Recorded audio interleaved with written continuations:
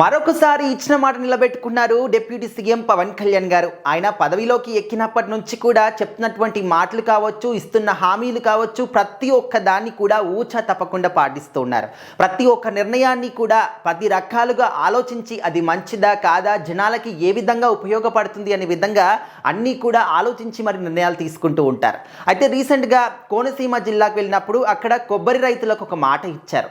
45 రోజుల్లో మీ యొక్క సమస్యని పరిష్కరించే విధంగా ముందుకెళ్తాను, నిర్ణయాలు తీసుకుంటాము ప్రభుత్వంతో మాట్లాడి అని చెప్పేసి అక్కడ ప్రజలకి మాట ఇవ్వడం జరిగింది డిప్యూటీ సీఎం పవన్ కళ్యాణ్ గారు. సో మరి ఆ మాట ఇచ్చి ఇప్పటికీ 45 రోజులు కాదు, 35 రోజులు మాత్రమే అవుతుంది. ఈ 35 రోజుల్లో మాత్రం అంటే ఈ 35 రోజుల్లోనే పవన్ కళ్యాణ్ గారు వాళ్ళకి ఇచ్చినటువంటి మాటని నిలబెట్టుకున్నారు. సో మరి డాక్టర్ బిఆర్ అంబేద్కర్ కోనసీమ జిల్లా శంకరగుప్తం పరిధిలోని అంటే అక్కడ ఉన్నటువంటి మేజర్ డ్రైన్ అనేది ఆధునికీకరణ చేస్తాము అని చెప్పేసి పవన్ కళ్యాణ్ గారు చెప్పారు. సో మరి ఇప్పుడు దానికి మంగళగిరిలోని క్యాంపు కార్యాలయం నుంచి ఆయన వర్చువల్గా ఒక శంకుస్థాపన ప్రారంభం చేశారు. సో మరి దీనికి దాదాపుగా 20.77 కోట్ల అవుతుందని చెప్పేసి అంచనా వేశారు. ఆల్రెడీ పనులు కూడా ప్రారంభం చేశారు. సో మరి చాలామంది రాజకీయ నాయకులు ప్రతి ఒక్క దాన్ని కూడా అంటే ప్రజలతోని మమేకం అవడం పక్కన పెడితే వాళ్ళకి ఇచ్చినటువంటి హామీలు, ఇచ్చినటువంటి మాటని కూడా పక్కన పెడుతూ ఉంటారు. ఎలక్షన్ సమయంలో చాలా రకాలుగా హామీలు ఇస్తూ ఉంటారు, మీకు అది చేస్తాము ఇది చేస్తామని చెప్తూ ఉంటారు. కానీ ఎవరు కూడా వాటిని తీర్చే దిశగా ముందుకు అడుగులు వేయడం అనేది చాలా అరుదుగా జరుగుతూ ఉంటుంది. అలాంటి నాయకుల్లో పవన్ కళ్యాణ్ గారు కూడా ఒకరు.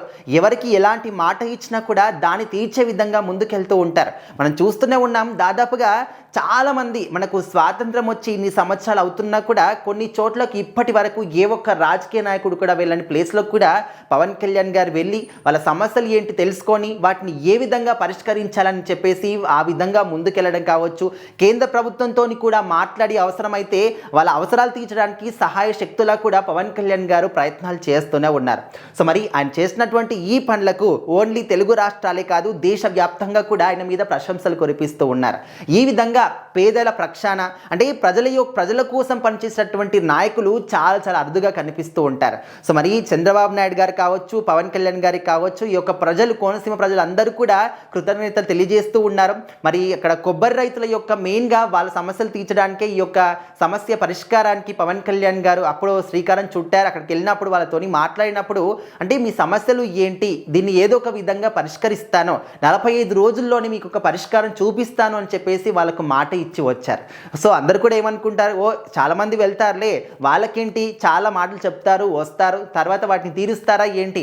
అప్పుడు కూడా చాలామంది అన్నారు ఆయన మాటలు హామీలు చెప్పేంత వరకే ఉంటాయి, అమలు కావడానికి మాత్రం సంవత్సరాలు పడుతుంది, అప్పటి వరకు ఆయన ఉంటాడో పదవి ఉంటుందో లేదని కూడా చాలామంది ఎద్దవే చేశారు. కానీ వాళ్ళందరికీ కూడా ఇప్పుడు నోటి మీద వేలేసుకునే విధంగా సమాధానం చెప్పారు పవన్ కళ్యాణ్ గారు. 45 రోజులు కాదు, 35 రోజుల్లోనే వాళ్ళకి ఇచ్చినటువంటి మాట నిలబెట్టుకున్నారు. సో మరి అక్కడ ఉన్నటువంటి ఆ రైతులు, కొబ్బరి రైతులు కావచ్చు, కోనసీమ ప్రజలందరూ కూడా చాలా హ్యాపీగా ఫీల్ అవుతూ ఉన్నారు.